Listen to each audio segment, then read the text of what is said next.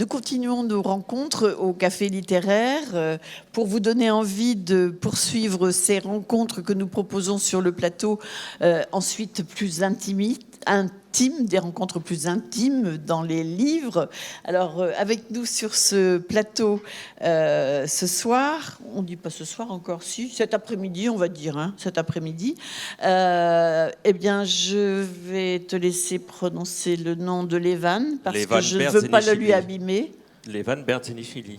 Il s'est bien entraîné, hein. Ah oui. Bravo, bravo, bravo. Ah, vraiment, on est admiratif, parce qu'il n'est pas facile à dire quand même, hein, qui va nous parler d'un livre qui s'intitule Ténèbres sacrées, paru chez Noir sur Blanc, et qui va être interprété, merci d'être là, Chloé, par Chloé Billon. À côté de moi, Olivier Blaise, qui va nous parler d'un livre qui s'intitule tout simplement Antarctique, paru chez Gallimard.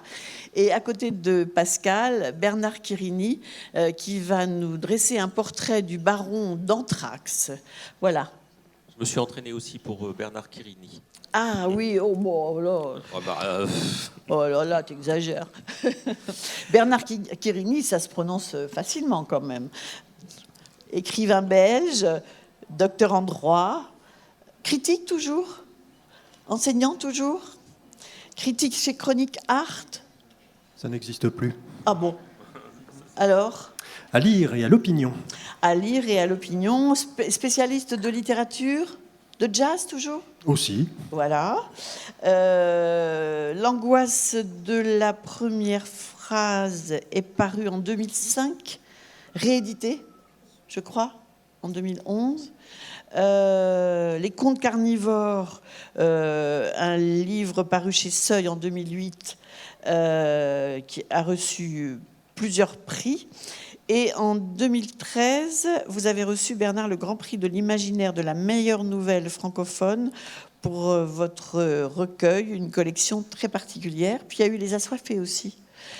C'est un autre livre. Et vous êtes venu déjà plusieurs fois au festival Étonnant Voyageur. On a eu le plaisir de vous recevoir. Et là, alors, donc, vous nous emmenez à la découverte du baron d'Anthrax, un livre paru chez Rivage. Le baron d'Anthrax, vous allez le découvrir alors que vous êtes finalement plutôt sur les traces d'un peintre qui porte ce même nom, Henri Mouquin d'Anthrax, peintre mineur, dites-vous, oublié de nos jours, et dont le narrateur, peut-être vous, vous êtes entiché par hasard pour avoir acheté une toile de chez lui, de lui chez un antiquaire pour une bouchée de pain. Et vous allez commencer à vous documenter sur sa vie, etc. Et puis, vous allez découvrir qu'il existe le musée d'Anthrax, que tout le monde peut-être ici connaît, je n'en sais rien, qui se trouve dans l'Allier, qui est le berceau de la famille, et qui possède des tableaux de Mouquin. Donc, vous allez décider de vous y rendre. Voilà le début de l'histoire. Et en fait, ça va être une rencontre, d'une part, avec le musée et son gardien, mais aussi avec un... Alors, c'est quoi la filiation ? C'est son petit-neveu, je crois. En fait, toute cette histoire de peintre est un pur prétexte, parce qu'il fallait bien que je commence par quelque part. Le livre s'intitule Portrait du baron d'Anthrax, et c'est le portrait d'un personnage qui s'appelle Archibald d'Anthrax, baron de la petite ville d'Anthrax, dans l'Allier, où vous êtes peut-être déjà passé. Et ce personnage est une sorte de hobereau de province, une sorte de gentleman farmer, un peu aristocrate, un peu vieille France, qui vit reclus dans un joli petit manoir avec sa femme, sa bonne et les nombreux enfants qu'il a fait à l'une comme à l'autre. Oui, parce que chacune habite une partie du manoir. Voilà, et alors pour lever le voile et révéler un peu le secret, comme vous le savez peut-être, je suis un praticien de la forme courte, tout simplement parce que la plupart des idées qui me passent par l'esprit sont des idées de nouvelles ou de micro-fiction, notamment en raison du fait que je donne dans un registre décalé et fantastique qui se prête spontanément aux formes courtes. Alors j'ai écrit du coup de nombreux recueils de nouvelles, mais j'ai toujours eu une petite, non pas une frustration, mais un petit regret de n'avoir pas de facilité à écrire des livres plus longs. Et je me suis rendu compte au bout d'un moment qu'en additionnant des formes courtes, obtenait une forme longue. Alors ça paraît évident, mais il m'a fallu 15 ans pour m'en rendre compte. Et j'ai donc écrit un roman par nouvelle, en imputant toutes les nouvelles et en les attribuant toutes au même personnage, dans le même décor, moyennant quoi j'ai réussi à faire un roman. Alors, ce personnage, ce baron d'Andrax est le moins qu'on puisse dire un être particulier. Donc, on a dit qu'il avait 2 familles. On le découvre petit à petit grâce au narrateur qui va devenir quand même assez proche de lui. Il possède des dizaines de maisons.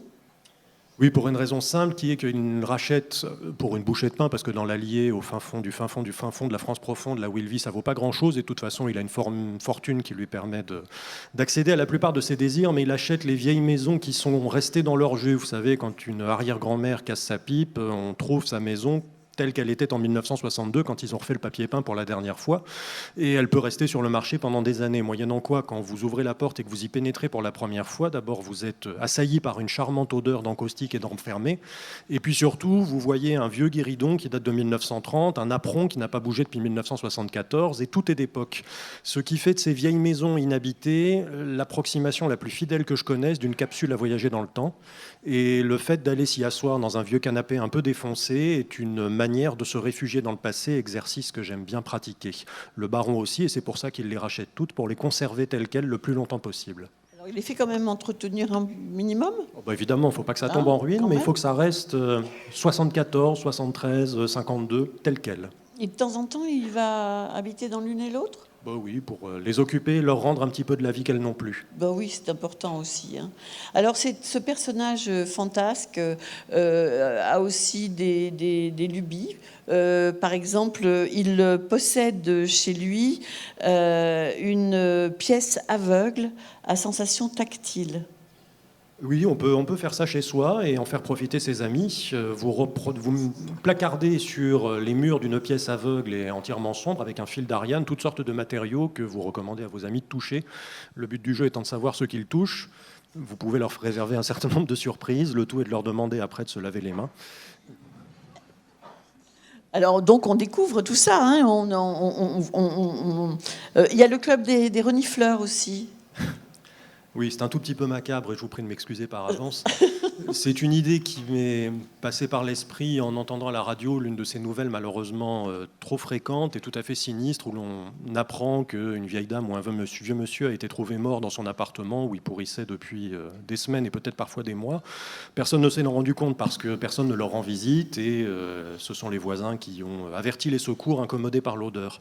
Alors ce sont évidemment des drames épouvantables et ça en dit long sur l'état des sociétés dans lesquelles nous vivons. Mais je me suis dit que ce serait quand même commode si, plutôt que de les laisser comme ça se décomposer jusqu'à ce que personne n'en puisse plus, quelqu'un disposait de la faculté de détecter les personnes fraîchement trépassées. Une sorte de flair, un radar à mort dont le baron se trouve pourvu. Moyennant quoi, quand vous vous promenez avec lui dans une ville, de temps en temps, vous le voyez agiter le nez en l'air, un petit peu comme un chien truffier. C'est qu'il y a un cadavre dans les parages. Se promener avec le baron, c'est pas de tout repos, parce que lui ne veut voir que la beauté, donc il fait des gestes un peu étranges, il tourne le cou rapidement, il marche à reculons, il fait sans arrêt ça, jusqu'à ce qu'il lui donne des explications. Oui, il y a toute une promenade avec le baron et effectivement, il a des gestes un peu étranges et c'est tout simplement lié au fait qu'il sélectionne ceux qui tombent sous son regard. Quand vous vous promenez dans la campagne, vous vous promenez dans une belle campagne qui est intacte la plupart du temps et qui est donc telle qu'elle était il y a 150 ans. Mais à un moment donné, vous tombez sur un hideux transformateur ou sur une barre d'immeuble tout à fait moche ou sur un vieil entrepôt. Donc l'idée, c'est d'arriver à tourner la tête pile au bon moment pour ne pas voir ce que l'on ne souhaite pas voir. Et dans un espace à peu près préservé, c'est encore possible. Il faut se donner des repères, telle souche, tel tronc d'arbre, tel caillou.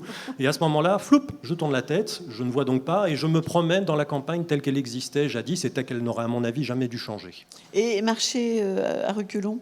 Toujours le même objectif. Il vaut mieux avoir les yeux derrière la tête, mais c'est possible quand on est bien entraîné. Il est très impacté aussi par la climatologie. L'humeur du baron était très tributaire de la météo. Il était gai quand il pleuvait et morose quand le soleil brillait. Je n'ai jamais compris pourquoi il faudrait être joyeux quand il fait beau. Vu le climat dans nos contrées, ne serait-il pas plus logique de l'être quand il pleut ? L'expression même de beau temps devrait être combattue. J'objectais que c'était un phénomène naturel. La lumière bénéfique du soleil nous apporte des vitamines, d'où l'amélioration de notre humeur. Il haussa les épaules et déclara qu'il ne renoncerait pas à son travail d'auto-rééducation visant à inverser en lui l'influence du climat et à devenir à 100% un homme qui rit quand il pleut. Il aurait mérité d'être breton de ce point de vue. Moi, j'aime bien parce qu'en fait, on se demande à chaque fois ce qui va nous arriver au chapitre d'après, parce qu'il est tellement fantasque, il y a tellement de trucs à inventer que on se dit, qu'est-ce qu'il va encore nous inventer, le baron d'Andrax, mais aussi Bernard Querini. Et moi, j'aime bien l'histoire de la malle. La malle qui se fait la malle tout le temps. Il y a une malle auquel il tient beaucoup parce qu'il y a des choses dedans qui sont précieuses. Et puis cette malle disparaît régulièrement. Et là, il est très chagriné. Oui. Et le truc, c'est qu'il sait en réalité qui la lui a piqué, une petite racaille des environs. Il passe donc une annonce pour que la racaille en question la lui ramène, et à chaque fois, il lui donne une récompense. Alors voilà, il pourrait le dénoncer aux flics, ce serait beaucoup plus simple, mais non, ça fait partie de son côté vieille France. Vous savez, l'aristocrate du coin avait toujours une vocation charitable, et finalement c'est une manière pudique et de conserver sa dignité à la racaille, qui reste une racaille et qui n'a pas le sentiment d'être considéré comme un mendiant, et en même temps ça permet au baron de faire un geste qui est digne d'éloge, je crois. Je disais tout à l'heure à Bernard Querini dans les coulisses qu'il avait écrit certainement ce livre que l'on lit de la même façon, avec jubilation. Il m'a répondu oui, mais avec sérieux aussi. Et oui, alors je suis content que ça ait suscité chez vous une idée de jubilation. Et bon voilà, je ne suis pas certain d'être dans la vie quotidienne quelqu'un de particulièrement amusant, mais je considère comme un devoir en littérature de n'ennuyer personne avec mes états d'âme. Et je crois du reste que l'humour et la légèreté ne sont pas synonymes de superficialité, et qu'au contraire, on peut dire des choses intéressantes et profondes, mais avec la courtoisie de l'humour, et qu'inversement, la plupart des gens qui racontent des choses graves, austères et pontifiantes disent en réalité des choses très creuses. Et il suffit de regarder un journal, l'éditorial est généralement verbeux et creux, mais il est très sérieux, alors que la caricature en première page est à la fois drôle et profonde. Voilà, et puis pour finir, juste un mot quand même des carnets secrets d'Archibald d'Andrax. C'est un autre petit livre qui rejoint celui-ci, et voilà, qui prouve que Archibald d'Andrax a sûrement vraiment existé. Il a existé puisqu'il a écrit un livre que je n'ai fait que préfacer. Moi, j'aime bien, avant de passer à la suite, alors, cette idée d'humour, de légèreté qui n'est qu'apparente et qui dit des choses profondes. On va retrouver ça dans Ténèbres sacrées. Mais juste pour terminer, j'aime bien les mots de condoléances que le baron d'Andrax s'envoie à lui-même parce qu'il a tout organisé une fois qu'il meurt, parce qu'il meurt quand même, c'est un homme comme les autres, il finit par mourir, et il se fait envoyer, enfin en tout cas il a tout organisé pour que soit envoyé du monde entier des lettres de George Washington qui regrette ce personnage, y compris lui-même, qui s'écrit à lui-même en disant que c'était quand même un personnage formidable, ce baron d'Andrax. On n'est jamais mieux servi que par soi-même. Alors, Ténèbres sacrées, Levan Berzeni-Chivli, c'est les derniers jours du Goulag. On se dit, avec un titre comme ça, on part dans un récit extrêmement dur. Levan, vous êtes né en 1953 à Batumi, c'est sur la côte de la mer Noire. Vous êtes un homme politique, traducteur spécialiste de la littérature et de la langue ancienne. Vous étiez un dissident très actif en Géorgie pendant la période soviétique. Vous avez fondé en secret avec votre frère un parti républicain en 1978. Vous êtes incarcéré en 1983, justement pour antisoviétisme pendant plusieurs années, dans un camp en Mordovie. Et plus tard, quand vous en sortez, vous siégerez au Parlement de Géorgie de 2012 à 2016, en tant que membre du parti Rêve géorgien, Géorgie démocratique, c'est bien comme titre de parti, Rêve géorgien. Et ce livre-là, c'est une sorte de mémoire, celle de vos années passées dans ce goulag, décrites comme les plus belles années de votre vie. Alors, on se dit quand même, on va voir, mais c'est une galerie de portraits. Et j'aimerais bien vous poser la question déjà du chapitre initial, puisque vous décrivez un moment où vous avez une attaque qui vous met à l'hôpital, et il y a une rencontre qui se fait avec peut-être les 2 seules personnes au monde qui connaissent ce goulag où vous étiez. Vous dites, ça c'est un signe du destin, il faut que j'écrive là-dessus. Est-ce que c'est comme ça que ça s'est passé? Thank you very much for your interest. So it was a great coincidence. You can imagine that in the United States, in Washington, D.C., there are 2 people. One was born in Gulag, another one was kept in same prison where, and one is doctor, another one is patient, and I am patient, and they told me, my doctors, my American doctors said, you have maybe 5 days, maybe 10 days, not more, because you have 4 diseases, and one of them will kill you. So it was wrong, because I am among you, and of course, but what was my decision? If I have 5 days, if I have 10 days, I have debt. And it was word used by my doctor, Madame Page, it was her name. He told me, I am born in this very place, and you are now dying, and you have debt. In case, if you pay your debt, maybe you will be alive, maybe, who knows. And now we are giving you special medications, and you will not do nothing during 2-3 days. So think about your debt, not go away. Please think about your debt. And I thought, what debt I have? She can translate everything after 1 hour. Merci beaucoup pour votre intérêt. Donc oui, il y a eu véritablement une coïncidence singulière. Imaginez-vous, aux États-Unis, à Washington, D.C., 2 personnes, l'une d'entre elles est née dans un goulag, l'autre a été prisonnière dans ce même goulag. Une de ces personnes est médecin, l'autre est son patient, et son patient, en l'occurrence, c'est moi. Et cette médecin me dit, vous n'avez que 5 à 10 jours à vivre, pas plus. Mais je pense que vous avez une dette. Voilà. Et moi, je me dis, elle me dit 5 à 10 jours, c'est quand même déjà ça. Donc, cette docteure qui s'appelait Madame Page. Et elle me dit, moi, je suis née dans cet endroit où vous avez passé du temps. Et je pense que vous avez une dette. Et si vous la payez, peut-être que vous en sortirez vivant. On va vous donner des médicaments. De toute façon, pendant 2 ou 3 jours, vous serez complètement assommé, vous ne pourrez rien faire. Donc, réfléchissez à cette dette. Je vous en prie, ne partez pas. So, it was debt. The first guy I had debt toward him was Arkady Dudkin. But now I remember that I had another debt also. The name of guy was Timin. You know, in Soviet prisons, we have one wonderful day. We had, it's Saturday. Saturday you have some hygiene day. This means that you are paying. And second is movie day. Soviet movies. Of course, it was movies very, very about Stalin, about Lenin, about Krupskaya, not about Sophie Marceau. And you can imagine, very, very ideological movies. And one day, we are there, and we have so-called journal. Journal, this is some journal, something before special movie.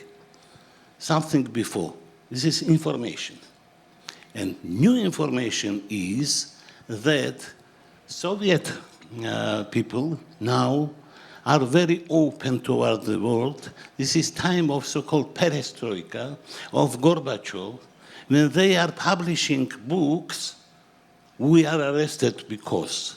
So I am arrested because I have some not good books like Gulag and some others, and now they are publishing those books in millions of copies. You can imagine.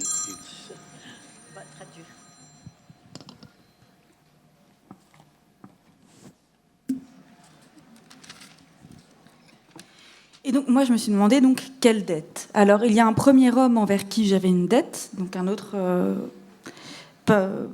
pensionnaire du Goulag, Arkady Toutkin. Et ensuite, j'ai réfléchi, je me dis, mais en fait, il y a aussi un autre homme envers qui j'ai une dette, c'est Dimin. Alors, il faut savoir que dans les prisons soviétiques, il y avait un jour béni entre tous, c'était le samedi. Pourquoi le samedi ? Parce que le samedi, c'était le jour de l'hygiène, donc on avait le droit de se doucher. Et puis, le samedi, c'était aussi le jour du cinéma. Alors, bien entendu, les films qu'on nous projetait, ce n'étaient pas des films avec Sophie Marceau, c'était des films de propagande avec Lénine, Staline, Krupskaya, etc. Très idéologiques, mais quand même, c'était déjà des films. Et puis, un jour, avant ce film, il y avait la projection du journal des informations. Et c'est là qu'on a découvert, lors de ces informations, que les soviétiques étaient en train de s'ouvrir sur le monde, que c'était le moment de la perestroïka avec Gorbatchev, et que soudain, l'Union soviétique était en train de publier des livres pour lesquels nous, précisément, prisonniers de ce goulag, nous avions été arrêtés. Et donc voilà, je me disais, en fait, ce livre, j'ai été arrêtée, entre autres, parce que je l'avais en ma possession, et maintenant, on le publie à millions. Vous imaginez ? And we have this journal before the movie, and what is in journal? Some Soviet people arrested by Brightons are in one place, then we have the bridge, and then have Soviet troops, and they are giving way to Soviet prisoners in English place toward this bridge, and they are met by Soviets. You can imagine. And nobody wants to go toward Soviet place because everybody knows that this means that you will be arrested, you will be killed, or something like that. Because all of them, they are, of course, military prisoners, and they know that nothing good will happen in Soviet Union. And all of them, they are going towards Soviets very slowly with tragic faces. And only one guy is so happy, very young, maybe 25 years old, who is he's coming in huge, very, very fast, happy, and with person with face, absolutely happy face. Russia, bratya, it means Russia, brothers, I am here. And he's very, very happy. And coming, and we saw the whole face, so-called krupny plan. It means that whole, huge face. And in this very moment, one of us, who is sitting in the its name was Klub Stalovaya. It means like literary cafe in Gulag. So one of us is sitting there and asking to this person who is running on the movie, "Куда прешь? Where are you going, idiot?" And everybody saw why guy is so excited. And see, it's me.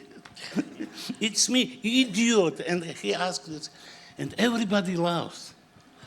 Only one person cries, because he cries after 40 years of end of war. He is sitting there in Gulag and watching his young picture, and he was so happy that he are going in Soviet Union, in own country. You can imagine, and I can imagine what it is. And I say, nobody knows this story. If I don't tell it to people, it will be lost.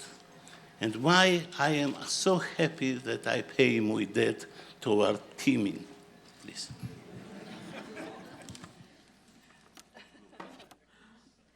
Et donc, ce fameux jour, ce samedi, avant le cinéma, nous regardons le journal et dans le journal, il y a eu aussi des documents qui ont été déclassifiés.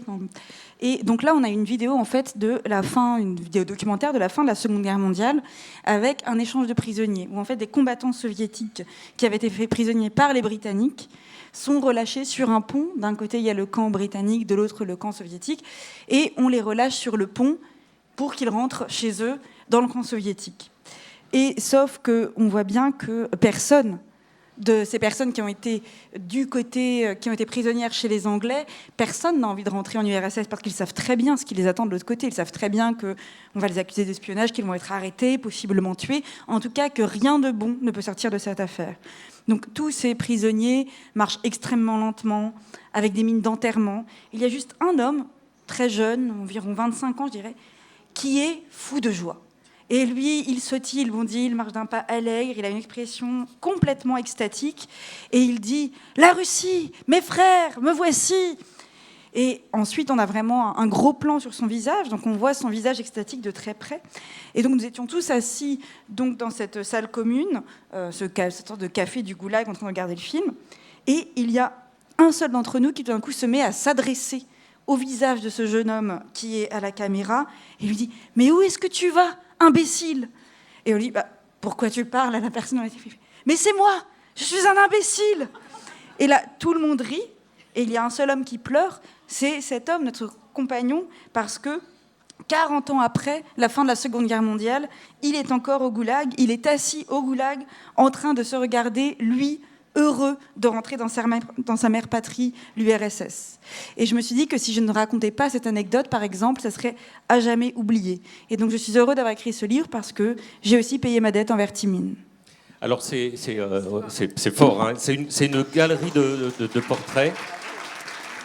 C'est une série d'anecdotes, mais c'est pas des anecdotes, en fait, c'est des vies. C'est des vies à travers ce petit instant de quelques années au Goulag, de personnes qui vont, à chaque fin de chapitre, il y a un petit résumé de ce qu'ils vont devenir, de ce qu'ils sont. Donc il y a un grand scientifique, il y a des intellectuels, des citoyens de tous les horizons, des sociologues, des hommes politiques, des grands mathématiciens. C'est des vies incroyables. Et en fait, c'est des personnes que vous n'auriez pas rencontrées. C'est pour ça que vous dites que c'est vraiment les plus belles années de votre vie, parce qu'il s'est passé là des rencontres, des moments incroyables. Juste pour citer un exemple, il y a des conversations qui sont des conversations donc, entre toutes ces personnes qui sont des gens qui aiment discuter, mais qui sont des intellectuels, des scientifiques, des mathématiciens, je l'ai dit. Et par exemple, ils reconstituent des dialogues philosophiques grecs. Alors je vais lire ce petit extrait, ça donnera une idée.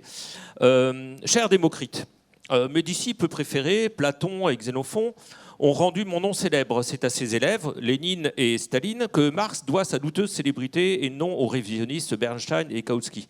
Un autre collègue du Goulag dit « Socrate, on peut considérer ton meilleur disciple, Platon, comme un marxiste spontané, car il considérait la propriété privée d'un œil méfiant. Je sais, j'ai déjà entendu ces accusations infondées. Platon aurait été communiste et Héraclite le père du matérialisme dialectique, c'est-à-dire un marxiste. Vous avez lu très superficiellement les derniers écrits de Platon, d'où vous tirez ses conclusions. » Il s'amuse comme ça à reconstituer des dialogues en mélangeant le marxisme, la philosophie grecque. On a l'impression que vous vous amusez tout le temps.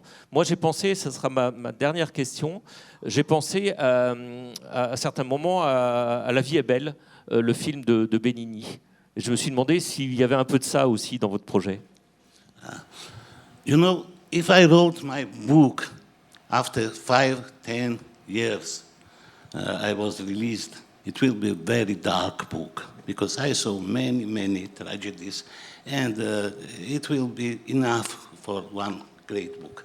But I wrote book after 25 or 30 years, and now I understand that it was wonderful and great days in my life, best time in my life, because I was young, because people in Gulag were collected from whole Soviet Union, best people, because you are not arresting guy if he is not good, because you can say, you don't want to be arrested, no problem. Say a few words that you are ready to cooperate with us, and no problem. You will go home, no, and you will be our agent and you will be alive. No prison, nothing happens with you. But if you are in Gulag, it means that you say no to KGB, and you say yes to your friends, to your former friends, and future friends. So I saw so great people. It's impossible to collect those people in the whole Soviet Union because it were unique people, wonderful people. So I believe that I wrote a book about those people, 15 portraits of people. They are much better than all, middle class of Soviet Union, much better. So I am so happy that I was not ready to write this book in days when I thought that it was tragedy. Because as Benini, not only him, excluding Shalamov, all great authors also give information that something good and something fun happened even in Gulag. Even in Dante Alighieri's poem, you have more or less normal pages. I mean, like Benini will love. And why I am absolutely sure that this language of Georgian bon vivant, because Georgians are bon vivants, all Georgians are very, very happy people, and they are very fun people. And I am among them. And I am absolutely sure that you have another book from same place. Name is Серый цвет надежды. The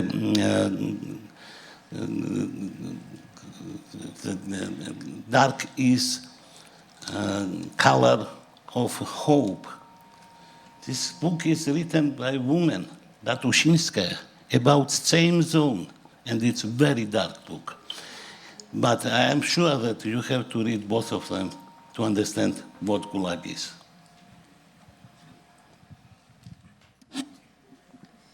Oui, alors ce qu'il faut savoir, c'est que je pense que si j'avais écrit ce livre 5 ou 10 ans après ma libération, ça aurait été un livre très sombre, parce que j'avais assisté à énormément de tragédies. Et ça aurait sans doute été... Il y avait suffisamment de matière tragique pour faire un grand livre. Mais il se trouve que je l'ai écrit à environ 25-30 ans après ma libération, beaucoup plus longtemps après, et à un moment où je comprenais à quel point, finalement, j'avais aussi passé des moments merveilleux dans ce goulag, parce que j'étais jeune et parce que j'ai rencontré des gens exceptionnels venus de toute l'URSS. Pourquoi exceptionnels ? Parce qu'en fait, on ne finit au goulag que si on est une personne bonne, une personne avec de l'honneur. Parce qu'en fait, il est très facile de ne pas finir au goulag. Quand on vous arrête, il suffit de dire « D'accord, je vais coopérer ». Et dans ce cas-là, vous devenez un agent du KGB et vous n'allez pas au goulag et vous restez en vie. Si vous finissez au goulag, ça veut dire que vous avez dit non au KGB et que vous avez dit oui à vos amis, que vous n'avez trahi ni vos amis précédents, ni vos amis à venir. Donc, j'ai donc rencontré des personnes fantastiques, des êtres uniques et venus de tout cet immense pays. Et j'ai décidé d'écrire sur ces gens qui étaient tellement au-dessus de la moyenne de la population soviétique moyenne.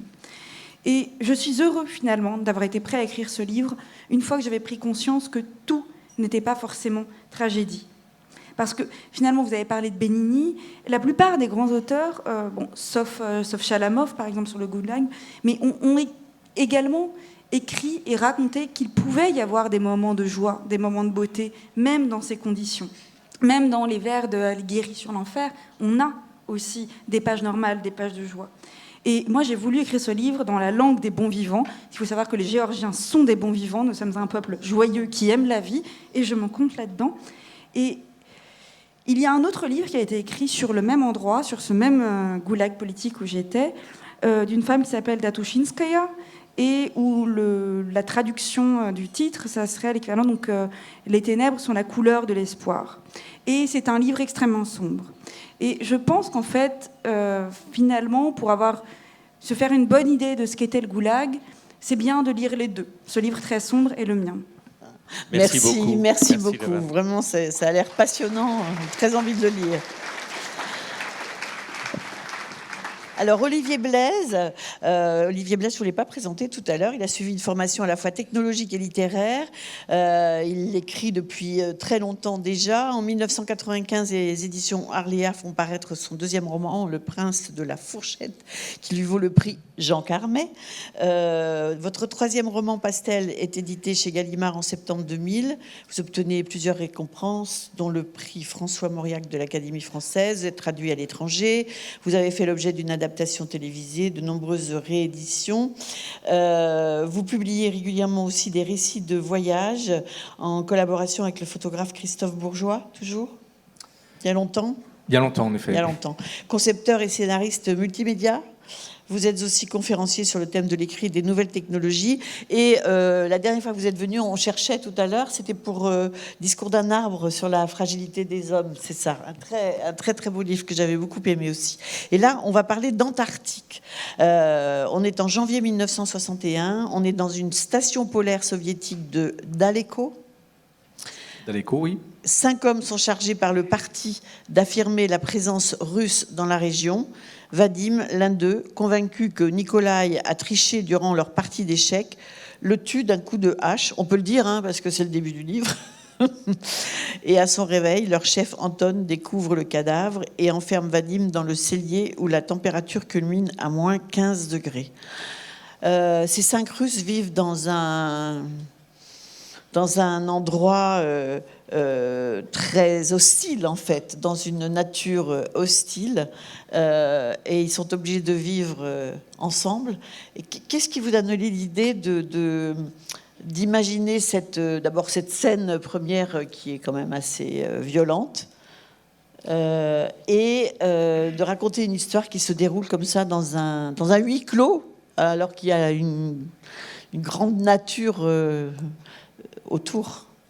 L'argument du livre, comme souvent, m'a été fourni par le hasard, mais un hasard pour le coup documenté, puisque c'est un fait divers réel. J'ai simplement déplacé le lieu et déplacé l'époque. Il se trouve qu'il y ait un meurtre, le premier meurtre, commis en Antarctique, a été perpétré dans les années 1970 sur une base russe. Et pour des raisons essentiellement dramatiques, j'ai choisi de déplacer l'action. C'était un meurtre qui a été commis sur une base littorale. Vous savez, en Antarctique, il y a un certain nombre de bases qui jalonnent comme ça la côte, qui sont des bases plus ou moins fréquentables. Enfin, les conditions climatiques sont toujours extrêmes, mais au moins on peut être ravitaillé par bateau, par avion, etc. Et puis vous avez les bases de l'intérieur qui ont été conquises vraiment difficilement. Les Russes et les Américains, dans les années 60-70, se sont livrés une véritable course de vitesse pour être ceux qui atteindraient les premiers le pôle sud et qui établiraient une base permanente. Aujourd'hui, au pôle sud géographique, il y a une base qui est américaine, mais il y a aussi des bases qui sont dans des endroits parfois encore plus infréquentables, encore plus extrêmes. Par exemple, il y a une base italo-française qu'on appelle Concordia et qui, aujourd'hui encore, ne peut être ravitaillée qu'avec un convoi de machines, un convoi, si vous voulez, d'engins. Ce sont des engins de chantier qui sont adaptés au grand froid, qui met 1 mois pour apporter les victuailles ou le personnel de relève. Donc, aujourd'hui encore, en 2022, ces bases intérieures sont des bases extrêmes. Et la plus extrême des bases extrêmes, c'est une base qui, en réalité, a été établie par les Russes, enfin les Soviétiques, puisqu'on est en 1961, que pour une douzaine de jours, tellement les conditions étaient extrêmes. C'est dans un lieu qu'on appelle le pôle d'inaccessibilité, c'est le nom que lui ont conféré les géographes. Et le pôle d'inaccessibilité, c'est tout simplement l'endroit qui est le plus éloigné de toute base, de tout lieu habité par les hommes, y compris en Antarctique. Donc vous regardez dans toutes les directions et vous êtes au minimum à 1200 km de vos congénères.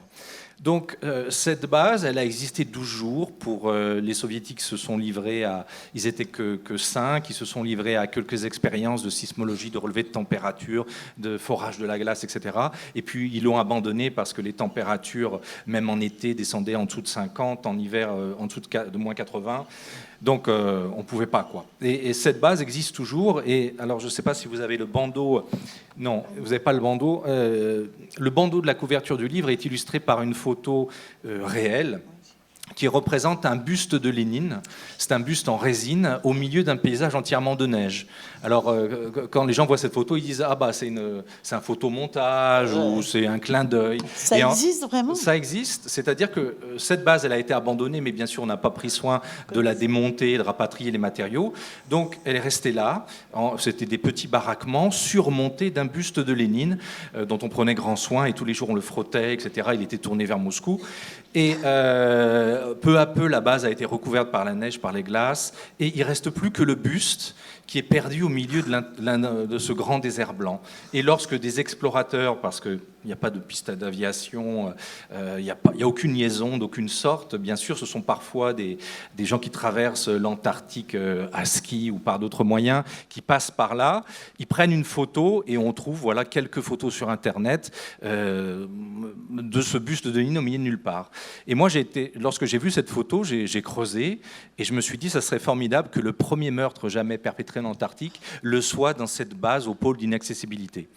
Et la question centrale du livre, c'était, vous avez 5 hommes dans un baraquement, loin de tout, avec ces températures extrêmes, c'est toujours l'Antarctique qui détient le record universel de froid, et tellement froid d'ailleurs que ce n'est pas quelqu'un avec un thermomètre, même sophistiqué, qui l'a relevé, c'est un satellite qui a pu prendre ce relevé de température, c'est moins 93 degrés sur le dôme A. Hein. Donc, vous avez 5 hommes dans un baraquement, l'un de ces hommes en tue un autre, qu'est-ce qui se passe ? Qu'est-ce que vous faites ? Est-ce qu'on fait du cadavre et Comment vous rendez de la justice ? Qu'est-ce que vous faites de la victime ? Qu'est-ce que vous faites du meurtrier ? Et c'est vraiment une sorte de cas d'école. Je lis pas de polar et j'en ai jamais écrit, mais là j'ai trouvé que ce point de départ était intéressant.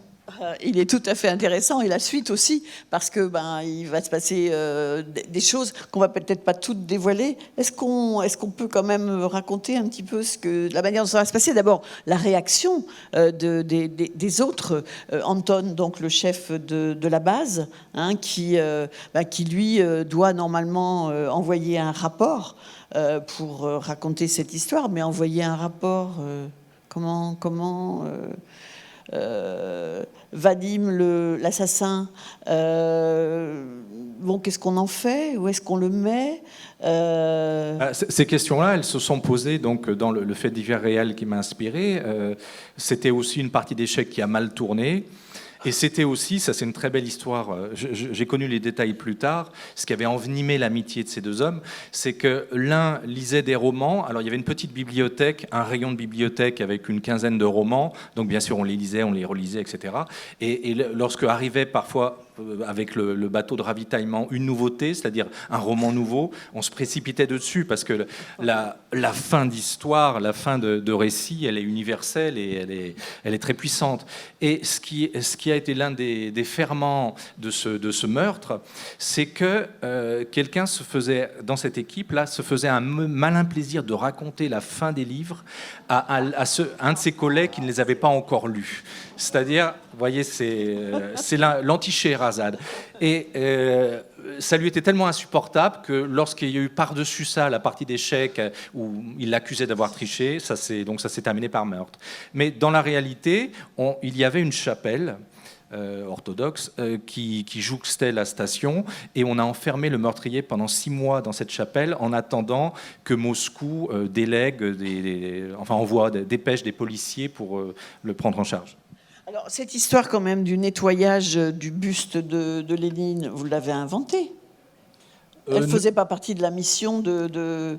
J'ai poussé, je ne suis pas russophone, j'ai poussé aussi loin que possible le scrupule de documentation, c'est-à-dire je me suis servi de traducteurs, notamment de traducteurs visuels, notamment pour voir quelles étaient les différentes parties de la station et l'intérieur du mécanisme des véhicules que je décris ici et là. Mais ça, évidemment, c'est une fiction. Cela dit, quand vous voyez l'état parfait de conservation après 60 ans de ce buste de Lénine, vous dire que quelqu'un a dû en prendre soin, quoi. Vous écrivez ceci: cette corvée obligatoire, ce travail indispensable et dûment vérifié, c'était la toilette du buste en plastique de Vladimir Ilitch Lénine qui coiffait la station. Ses petits yeux inquisiteurs tournés vers le nord-est à 22,5 degrés, précisément dans la direction de la mère patrie.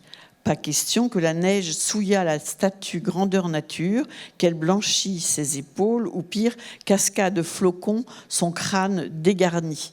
Le premier devoir des résidents était donc d'en prendre soin afin que le portrait du révolutionnaire au sommet de la grande cheminée siégeât pour l'éternité. Alors, je vous voyais acquiescer tout à l'heure. Vous connaissiez l'histoire de... Yes, I know this story. It's very interesting because Russian people love Lenin. Even today, after today, maybe 100 years before that, they can't bury him because of this love. And I am absolutely sure if Lenin is in mausoleum, they will fight Ukraine, Georgia, and everybody.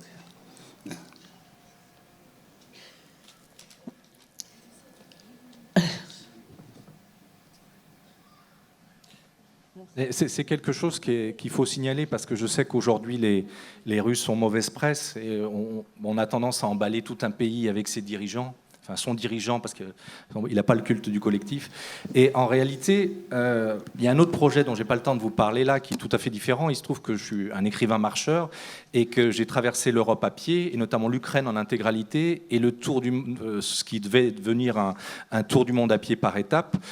Est devenue une transeuropéenne qui s'est arrêtée à Moscou. Devinez pourquoi ?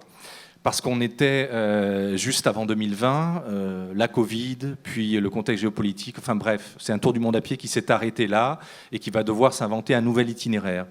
Mais donc, tout au long de cette traversée de l'Ukraine et de ces quelques 400 kilomètres marchés en Russie, j'ai rencontré des gens formidables et comme j'ai une mémoire de poisson rouge en fin de vie, je suis vraiment incapable de vous dire si c'était des Ukrainiens ou si c'était des Russes qui m'ont reçu tel jour à dormir, qui m'ont tendu une tartine de confiture parce que l'épicerie était fermée, et ci et ça. Donc,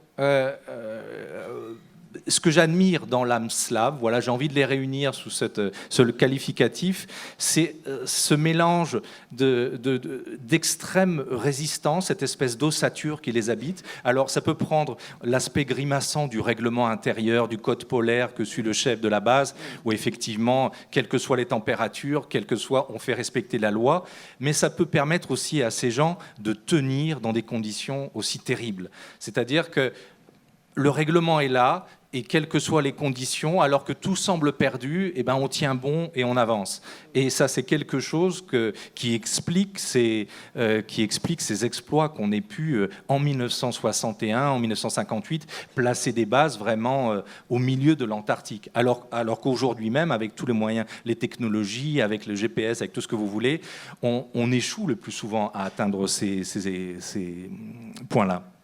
Alors, on ne va pas raconter le reste de l'histoire. Qu'est-ce qui va se passer ? Qu'est-ce qui va se passer pour Vadim, l'assassin ? Qu'est-ce qui va se passer pour les autres ? Il y a des moments, comme lui, il est enfermé effectivement dans un autre bâtiment quand il se met à sortir, parce qu'il sort de temps en temps. Les autres le regardent par le hublot comme si c'était une émission de télé. Ils observent ses faits et gestes. Il y a plein de choses drôles en même temps et un huis clos quand même un peu dramatique et pas de morale, hein. Pas de morale de l'histoire, hein. Non, pas de morale, mais enfin, on n'écrit pas tous du Disney. Hein. C'est bien de temps en temps que les romans se terminent de façon réaliste, quoi. Il arrive que les méchants gagnent. Les méchants gagnent. Voilà, eh bien, on va rappeler donc le titre du livre, Olivier Blaise, Antarctique, paru aux éditions Gallimard. Ténèbres sacrées, les derniers jours du Goulag de Levan Berdzenichvili aux éditions Noir sur Blanc, traduit par du géorgien par des traducteurs qui ont un nom compliqué aussi, donc je ne vais pas le dire. Portrait du baron d'Andrax, paru aux éditions Rivage, avec en plus, chez Rivage Poche, les carnets secrets d'Archibald d'Andrax. Et merci beaucoup à Chloé d'avoir assuré l'interprétariat de Levan. Merci à tous, merci beaucoup.